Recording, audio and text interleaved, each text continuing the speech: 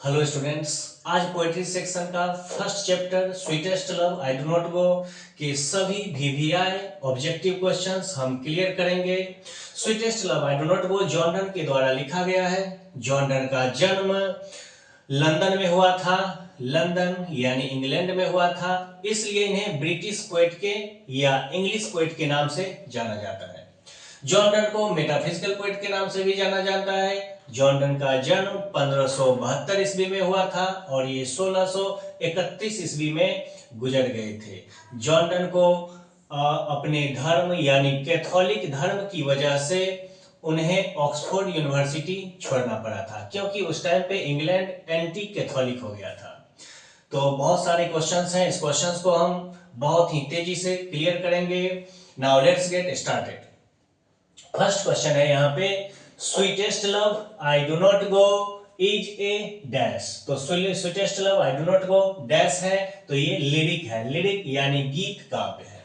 अब कई बार यहाँ पे आपके एग्जाम में ये भी पूछा है कि sweetest love I do not go is dash और ऑप्शन में लिरिक नहीं दिया है, तो लिरिक के जगह पे आपको मिल जाएगा लव पोएम। तो याद रखिएगा ये एक लव पोएम है, लिरिक है, दोनों बात ध्यान रखना पड़ेगा।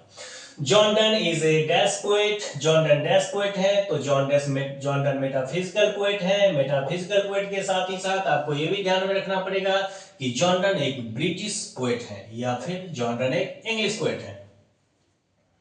John Donne was born in dash. John Donne का जन्म डैश में हुआ था, तो जॉन डन 1572 ईस्वी में जन्म लिए थे और 1631 ईस्वी में गुजर गए थे।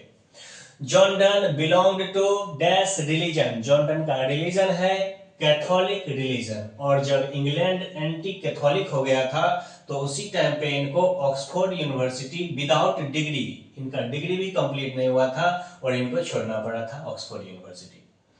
John done thinks that dash is certain. John Donne का मानना है कि डैश सर्टेन है, तो डेथ यानी मौत सर्टेन है, और इसी वजह से यह जर्नी पे जाना चाहते हैं।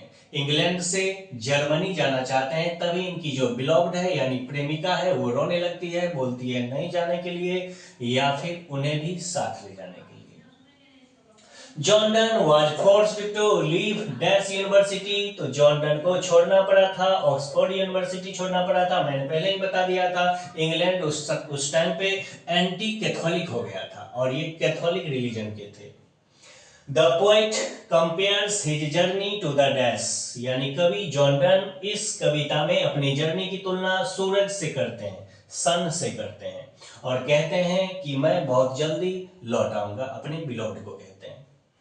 John done studied law and read dash. John done ने स्टडी किया था लॉ का, कानून की पढ़ाई पढ़े थे, और डैश का अध्ययन किया था तो थियोलॉजी, थियोलॉजी यानी धर्म शास्त्र का। Dash is weak when his Fortune does not favour. Dash कमजोर हो जाता है यानी मैन, मानव कमजोर हो जाता है, मनुष्य कमजोर हो जाता है जब उसके भाग्य उसका साथ नहीं देता है तब।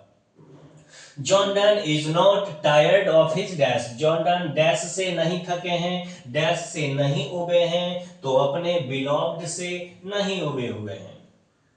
Dash the sun went. Sun कब गया था, तो सन यस्टर नाइट, यानी कल रात सन चला गया था और फिर आज आ गया है, ये अपने बिलोव्ड को ऐसे बताते हैं। John Donne is going to Germany living his dash. Dash को छोड़कर जर्मनी जा रहे हैं यात्रा पे, तो अपने बिलोव्ड को या फिर वाइफ को, ये दोनों करके एग्जाम में पूछता है। कभी कभी हो सकता है आपको ये दे दे बिलोव्ड, तो कभी ये भी दे देता है वाइफ करके भी।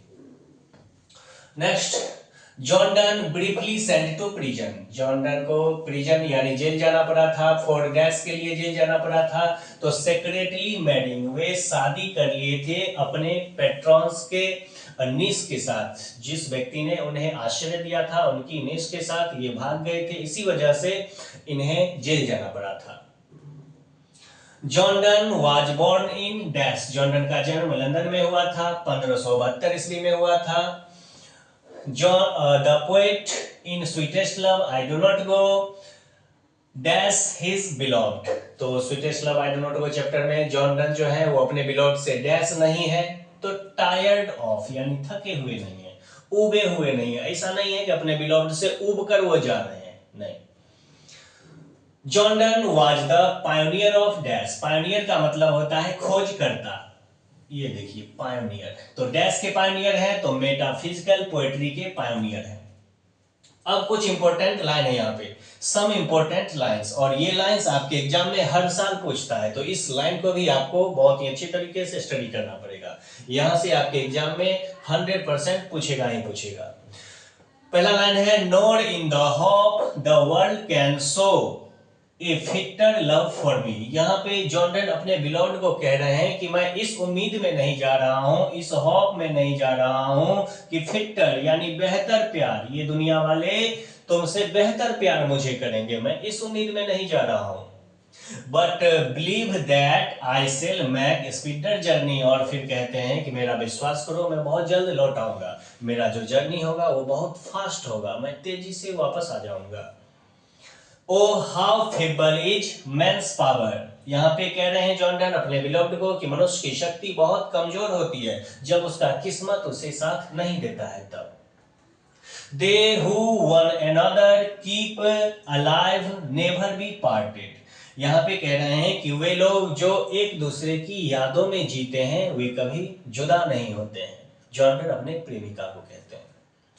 लास्ट लाइन है, that the lov'st me as the say'st. जैसा कि तुम कहती हो कि तुम मुझसे प्यार करती हो, अगर तुम मुझसे प्यार करती हो तो फिर तुम्हें रोना नहीं चाहिए, बिलखना नहीं चाहिए।